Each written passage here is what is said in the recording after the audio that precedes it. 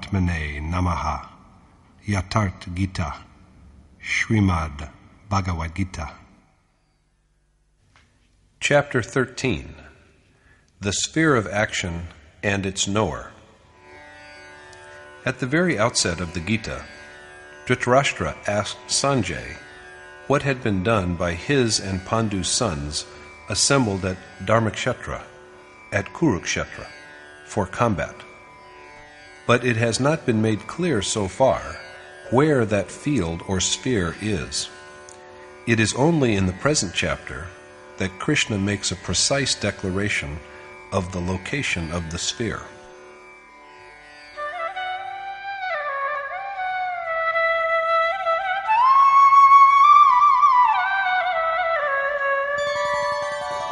Idam shariram kaunteya kshetramityabhidhiyate etadyo vettitam prahu kshetragya iti tadvidah.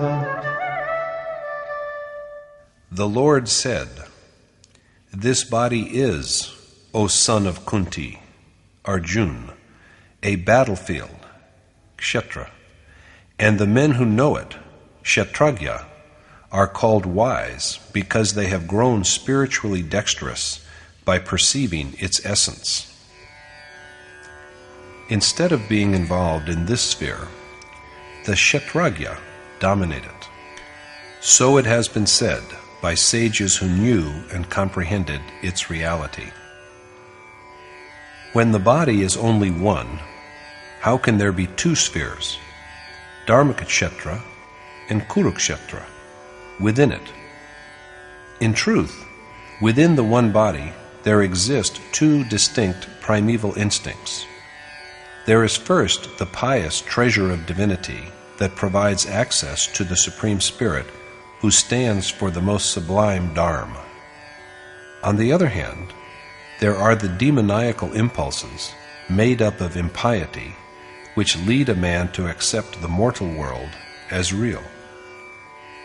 When there is abundance of divinity in the realm of the heart, the body is transmuted into a Dharmakshetra, or field of Dharma, but it degenerates into a Kurukshetra when it is dominated by devilish forces.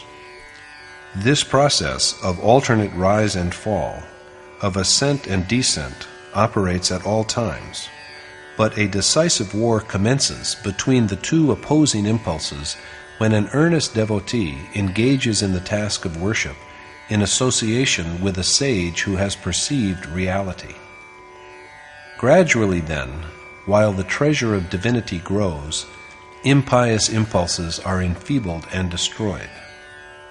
The stage of God realization is reached only after the complete elimination of the ill-gotten hoard of unrighteousness.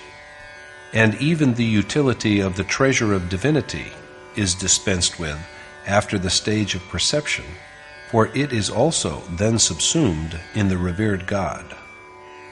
In chapter 11, Arjun saw after the Kaurav also the warriors of his own army plunging and vanishing into the mouth of the all-pervading God. Kshetragya is the character of the self after this final dissolution.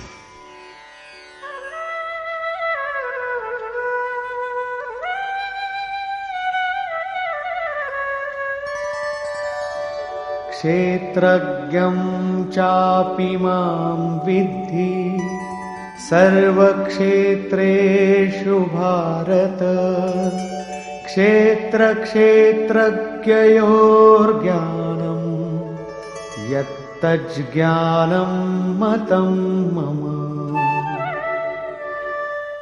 And be it known to you, O Bharat, Arjun, that I am the all-knowing Self, Kshetragya, in all spheres, and to me awareness of the reality of Kshetra and Kshetragya, of mutable nature and the Self, is knowledge. The one who knows the reality of the sphere of the body is a Kshetragya. This is vouched for by sages who have known the essence of this sphere by direct experience. Now Krishna proclaims that he too is a Kshetragya. In other words, he too was a yogi, indeed a Yogeshwar, Lord of Yoga. Perception of the reality of Kshetra and Kshetragya, of nature with its contradictions, and the soul, is knowledge. Knowledge is not mere dispute.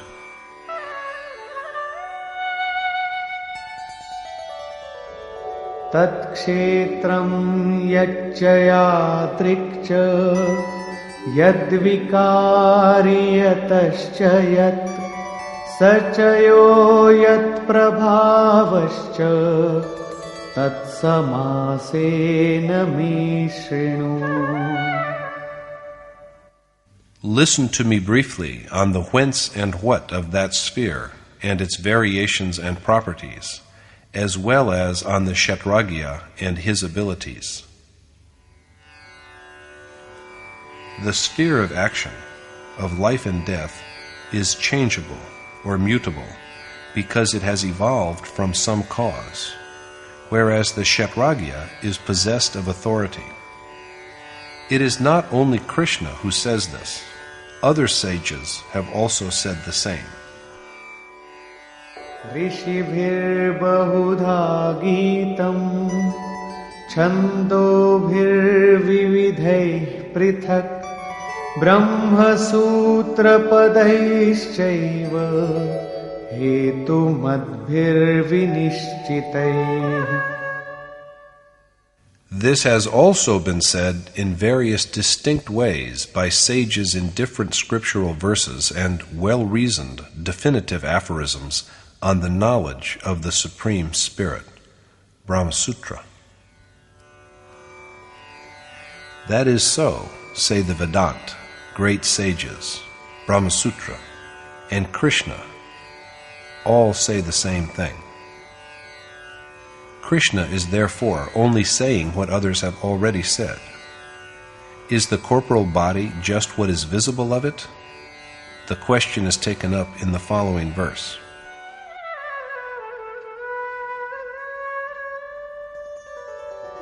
Mahabhutanyahankaro buddhirau vyaktamevacha Indriyani dashaikancha pancachendriya gochara Ichhadveshah sukham dukkham sanghataschetana-dhriti etat kshetram samasena savikara-mudaritam. Speaking briefly, mutable physical body is the aggregate of the five elements, ego, intellect, even the unmanifest, the 10 sense organs, the 5 objects of sense, as well as desire, malice, pleasure and pain, and intelligence and fortitude. Summarizing the constitution of the body, which is Kshetra, with all its variants, Krishna tells Arjun that it is made up of the 5 great elements, earth, water, fire, ether and air, ego, intellect and soul, which, instead of being named, has been called the unmanifest metaphysical nature, and thus throws light upon primal nature with its 8 parts. Apart from this, the other components are the 10 senses: eyes, ears, nose, skin, tongue, organ of taste, hands, feet, genital organ, and anus. Mind, the 5 objects of sense: form, taste, smell, sound, and touch.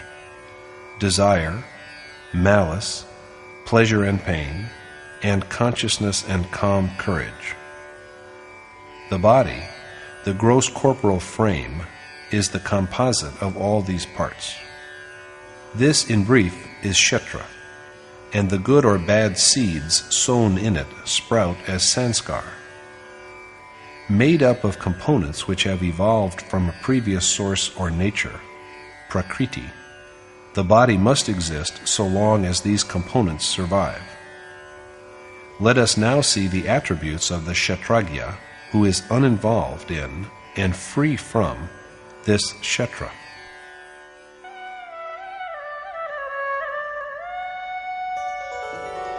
Amanitvamadambhitvam ahimsa kshantirarjavam acharyopasanam shaucham स्थैर्यमात्म vinigraha. Absence of pride and arrogant conduct, disinclination to do injury to anyone, forgiveness, integrity of thought and speech, devoted service to the teacher, outward as well as inner purity, moral firmness, restraint of the body along with the mind and senses. These are only some of the attributes of the Kshetragya. Indifference to honor and dishonor, freedom from vanity, and reluctance to hurt anyone, ahimsa. Ahimsa does not mean desisting from acts of physical violence. Krishna told Arjun earlier that he ought not to degrade his soul. To lead the soul to degradation is true violence, hinsa, whereas to elevate it is non-violence, ahimsa. A man who is inclined to the amelioration of his own soul is also actively devoted to the well-being of other souls. It is true, though, that this virtue has its inception from not hurting others. The one is but a necessary concomitant of the other. So ahimsa, mercy, honest thought and speech, faithful service to and worship of the teacher, purity, firmness of mind and heart, and control of the body along with the mind and the senses, and Indriyartheshu vairagyam anahankara evacha janma mrityu jara vyadhi dukkha doshanudarshanam. Disinterest in pleasures of both the world and heaven, absence of ego, constant reflection over the maladies of birth, death, old age, sickness, and pain. Asaktiranabhishvangah putradara grihadishu nityancha samachittatvam ishtanishtopapatishu. Detachment from son, wife, home, and the like, freedom from infatuation, bearing with both the pleasant and the unpleasant with equanimity.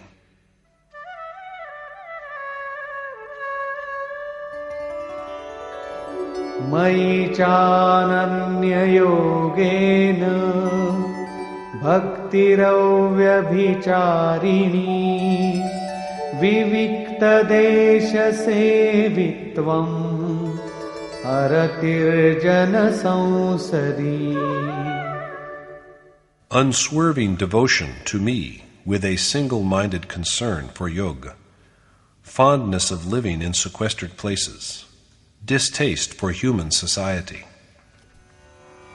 Fixing the mind firmly on Krishna, a yogeshwar, or on some sage like him, so that there is remembrance of nothing else except yoga and devout contemplation of nothing besides the desired goal, dwelling in solitary places, disinterest in the company of men, and Adhyatma jnana nityatvam tattva jnanartha darshanam etaj jnanamiti proktam ajnanam yadatonyatha. constantly resting in the awareness that is called adhyatam, and perception of the Supreme Spirit, who is the end of realization of truth, are all knowledge, and whatever is contrary to them is ignorance. Adhyatam is the knowledge of God's dominance. The awareness that is derived from a direct perception of the Supreme Spirit, the ultimate essence, is knowledge.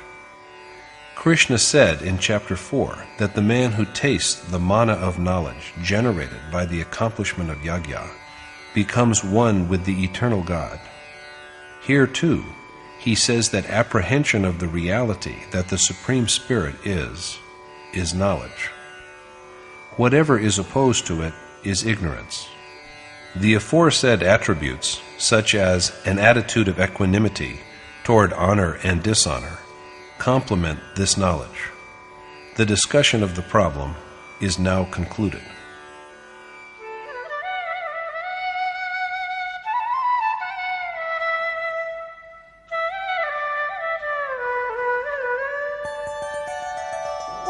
Geyam yattat pravakshami yajñātvāmritam-aśnute anādimat param brahma na sattanna saduchyate. I shall discourse to you well upon the God without a beginning or end, who is worthy of being known, and after knowing whom the stuff of immortality is gained, and who is said to be neither a being nor a non-being. Krishna promises to enlighten Arjun well on that which ought to be known, and after knowing which, the mortal man achieves the quality of deathlessness. The ultimate God, who is without a beginning and end, is said to be neither a being nor a non-being, because so long as he is removed, he is an entity. But who can say what he is when a worshipper, a sage, is assimilated in him? Now there is only a single entity, and the consciousness of otherness is obliterated. In such a state, God is neither an entity nor a non-entity. He is only that which is spontaneously perceived. Krishna now elaborates the ways of this great soul.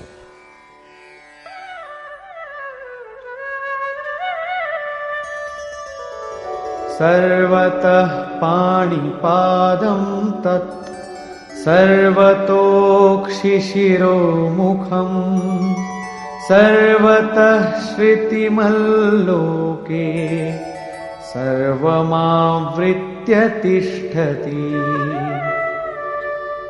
He has hands and feet, eyes, heads, mouths, and ears on all sides, because he exists, pervading all in the world.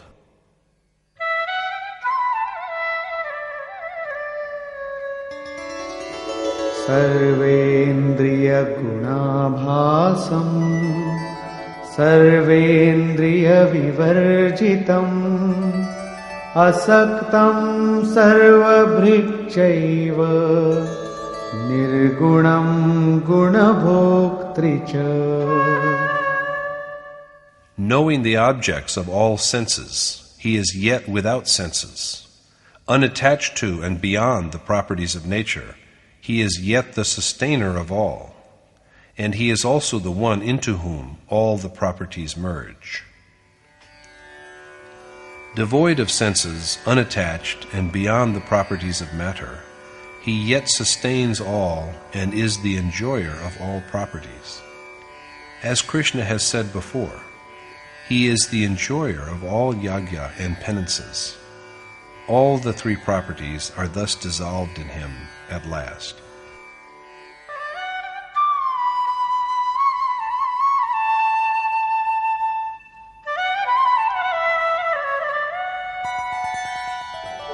Bahirantasya bhutana acharam charamevacha Sukshmatvat tadavigyeyam durastham chantike cha tat. Existing in all animate and inanimate beings, he is both animate and inanimate. He is also unmanifest because he is so subtle and both distant and close. He is all-pervading, both animate and inanimate, imperceptible because of his fineness, beyond knowing by the mind and the senses, and both close and far away.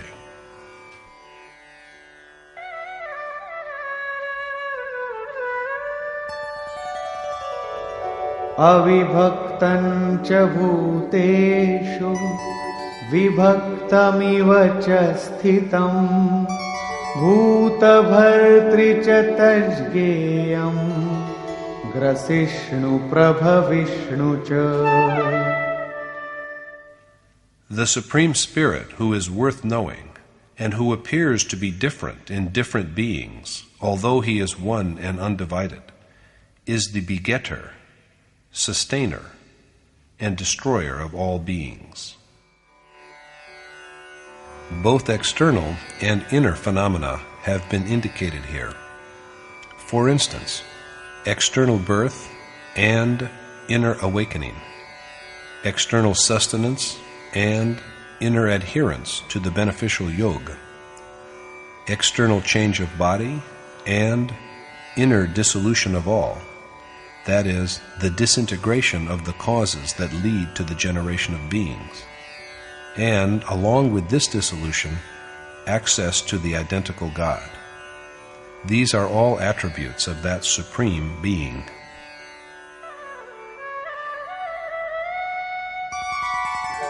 Jyotishamapi tajyoti tamasah paramuchyate Jnanam gyeyam jnanagamyam hridhi sarvasya vishtitam. The light among lights, and said to be beyond darkness, that God, the embodiment of knowledge, worthy of being known, and attainable only through knowledge, dwells in the hearts of all. The awareness that comes with intuitive perception is knowledge, and by this knowledge alone can there be realization of God. He dwells in the hearts of all. The heart is his dwelling, and we cannot find him if we search for him anywhere else. Therefore, it is laid down by the canon that God can be attained only through inner contemplation and conduct of yoga.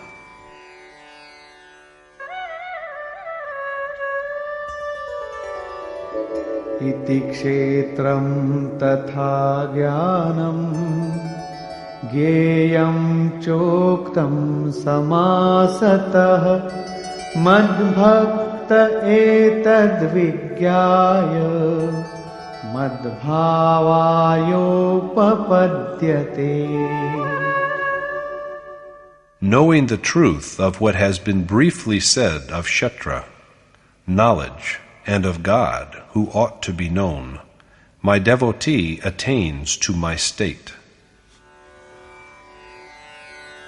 Krishna now makes use of the terms nature, or prakriti, and soul, or purush, for what he earlier described as Kshetra and Kshetragya.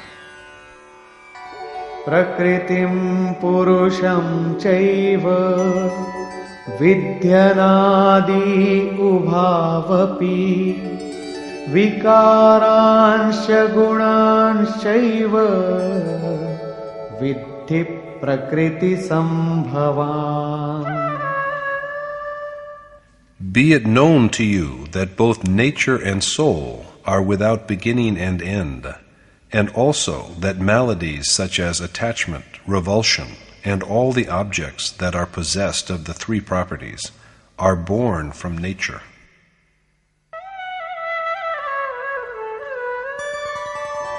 Karya karana kartritve hetu prakriti ruchyate purusha sukha dukkhana bhoktritve hetu ruchyate.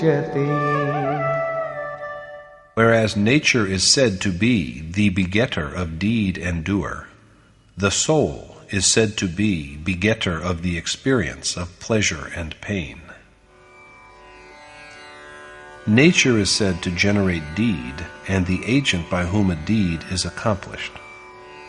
Discrimination and renunciation are the doers of good, while passion and anger are the doers of evil deeds. On the contrary, the soul engenders feelings of pleasure and pain. Will man always continue to suffer, we may well ask, or will he also ever be rid of it? How can one be liberated from nature and soul when both of them are eternal? Krishna now speaks of this.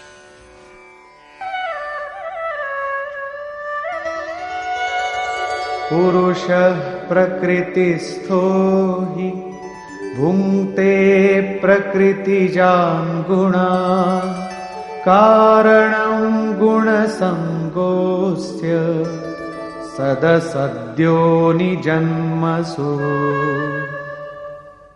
The nature-based soul experiences nature-born objects which are characterized by the three properties, and it is association with these properties that is the cause of his birth in higher or lower forms. That means that liberation from birth and death is to be had only after the cessation of the properties of nature which prompt them.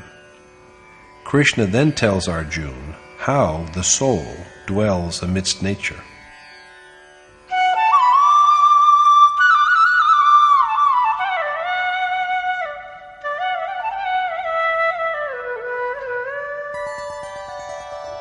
Upadrashtanumanta cha bharta bhokta maheshwarah paramatmeti chapyukto dehesmin purushah parah.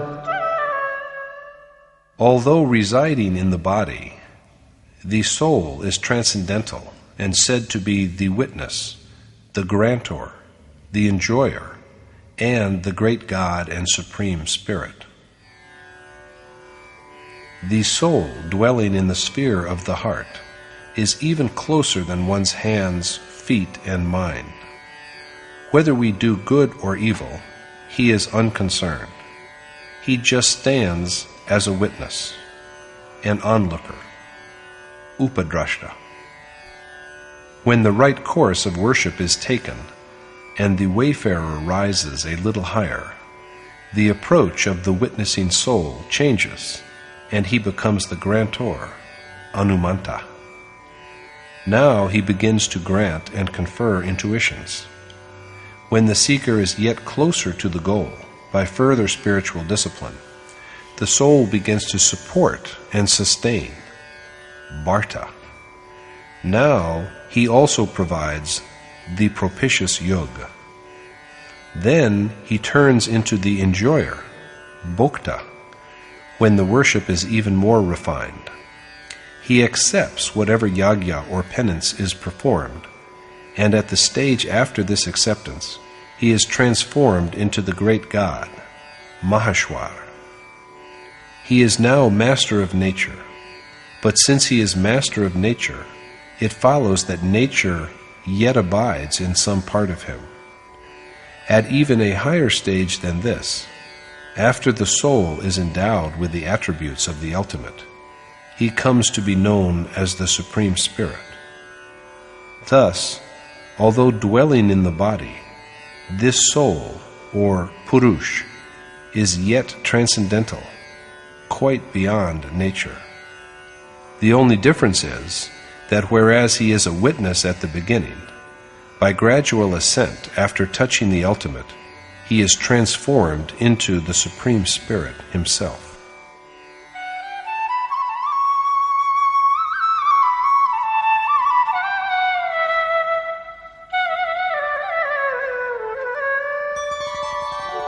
Ya evam veti purusham प्रकृतिं च गुणैः सह सर्वथा वर्तमानोऽपि न स भूयोऽभिजायते.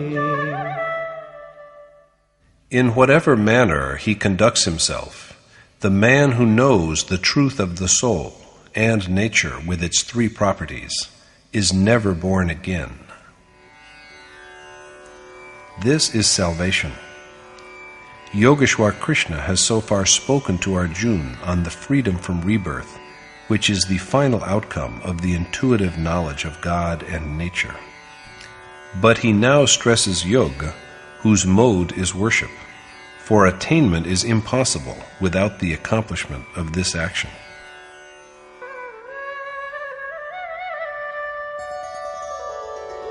ध्यानेनात्मनि पश्यन्ति केचिदात्मानमात्मना अन्ये सांख्येन योगेन कर्मयोगेन चापरे.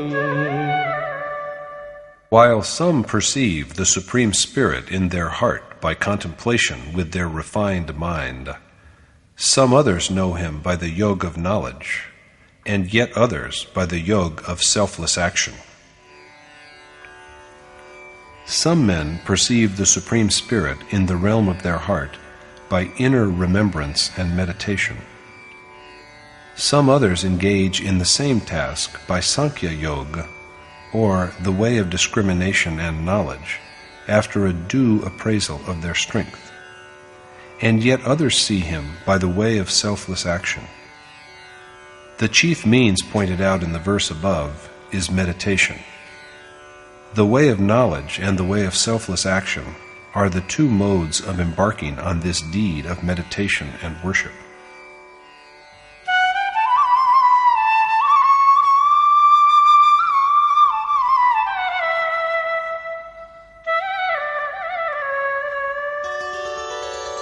अन्ये त्वेवमजानन्तः श्रुत्वान्येभ्य उपासते तेऽपि चातितरन्त्येव मृत्युं श्रुतिपरायणाः.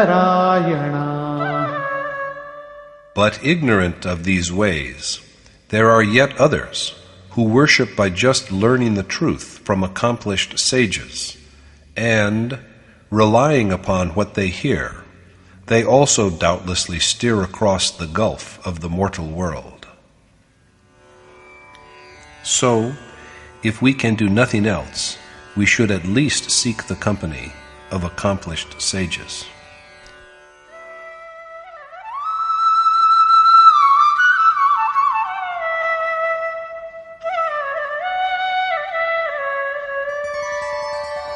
यावत् संजायते किञ्चित् सत्त्वं स्थावरजङ्गमम् क्षेत्र-क्षेत्रज्ञसंयोगात् तद्विद्धि भरतर्षभ. Remember, O the best of Bharat, Arjun, that whatever animate or inanimate being exists is born from the coming together of the insentient Kshetra and the sentient Kshetragya. On the state in which the final attainment is made, Krishna has this to say: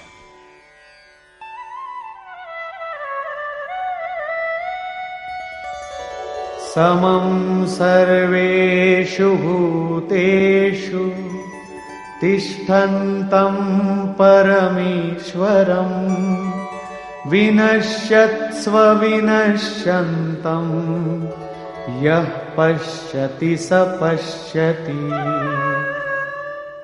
He alone knows the truth who steadily sees the imperishable God in all animate and inanimate beings that are destructible. That soul alone apprehends reality who has a steady perception of the immortal God in the animate and inanimate beings that are annihilated in their own special ways. In other words, he is of the state of the Supreme Spirit only after the characteristic destruction of that nature, never before it. The same idea was expressed in the 3rd verse in chapter 8, when Krishna pronounced that the destruction of that condition of beings which generates good or evil impressions, sanskar, is the culmination of action. Action is then complete. He means the same when he now declares that only he knows the truth who is steadily aware of the presence of eternal God in perishable, animate, and inanimate beings.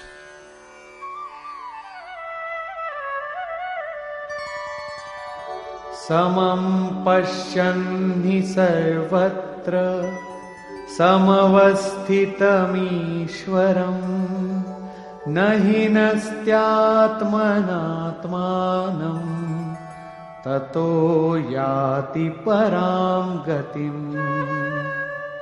He achieves the supreme goal because, evenly perceiving the existence of the identical God in all beings, he does not himself degrade his self.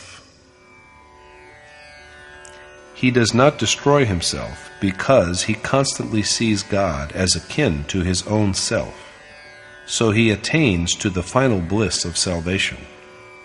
Now the qualities of the accomplished soul are pointed out.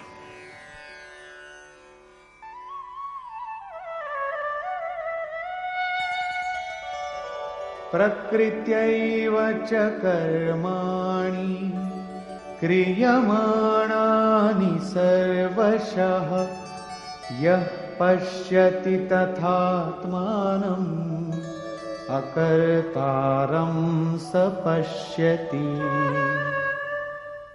And that man knows the truth who regards all action as performed by nature and his own soul as a non-doer.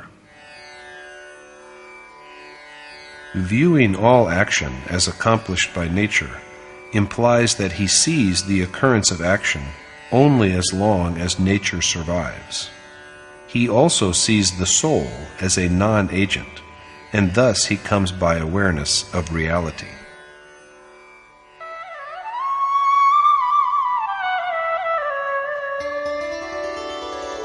Yada bhuta prithag bhavam ekasthamanupashyati tataeva cha vistaram brahma sampadyate tada. He realizes God when he sees the whole variety of beings as resting upon and as an extension of the will of that one Supreme Spirit. When a man sees the diffusion of God through all the various states of beings and regards them as but an extension of the same God, he attains to him. No sooner is this stage reached than he realizes God. This too is an attribute of a sage, a great soul with a steady wisdom.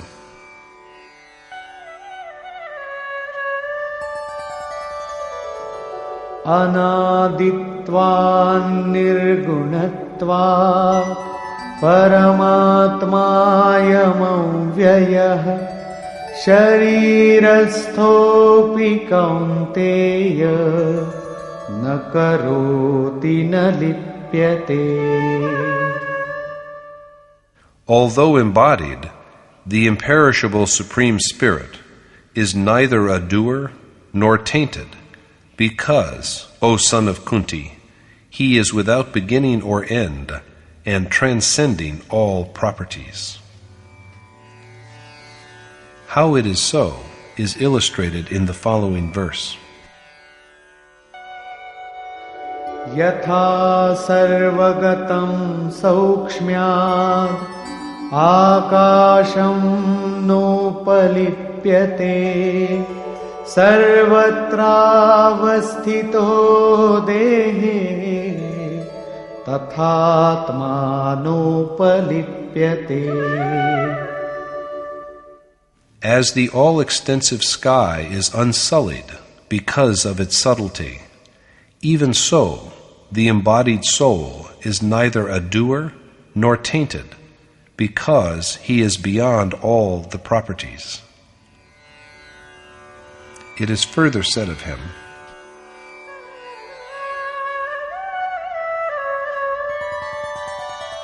Yatha prakashayat कृत्स्नं लोकमिमं रविः क्षेत्रं क्षेत्री तथा कृत्स्नं प्रकाशयति Bharat. The soul illuminates the whole Kshetra, just as the one sun lights up the entire world. Then follows the final verdict. Kshetr-Kshetragyayorevam antaram jnana-chakshusha bhuta-prakriti mokshancha ye viduryanti te param.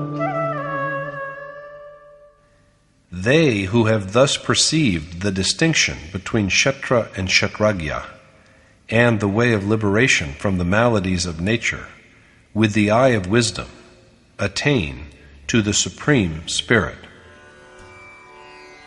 Sages who know the difference between nature and soul, as also the way of liberation from mutable nature, realize God. That is to say, that knowledge is the eye with which one may see the reality of Kshetra and Kshetragya, and that knowledge here is a synonym for intuitive perception. Conclusion.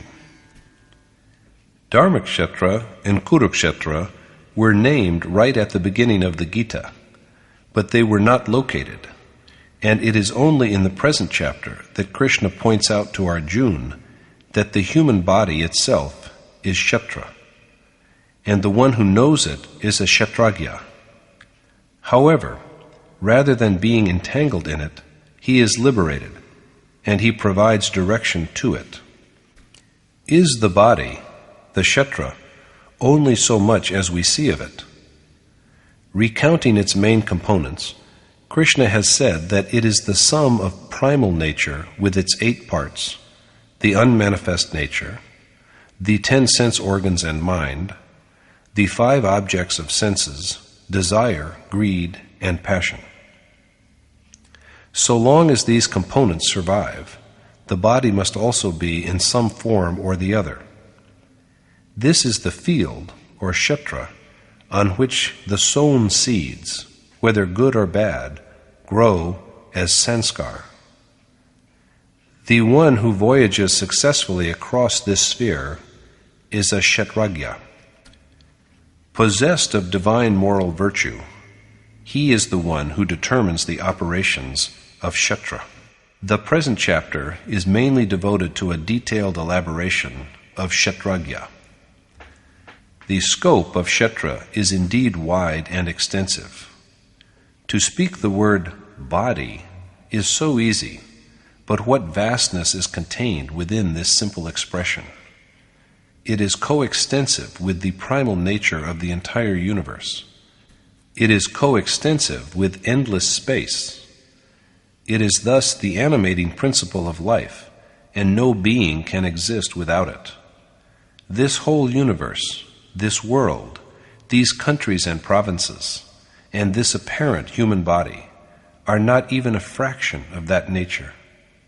Thus, besides Kshetragya, the chapter also dwells at length on Kshetra.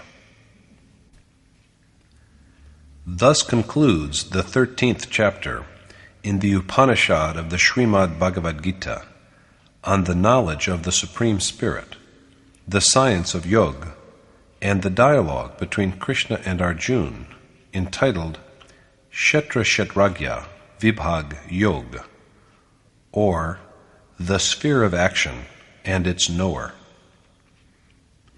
Thus concludes Swami Adgadanandji's exposition of the 13th chapter of the Srimad Bhagavad Gita in Yatharth Geeta. Hare Om Tat Sat.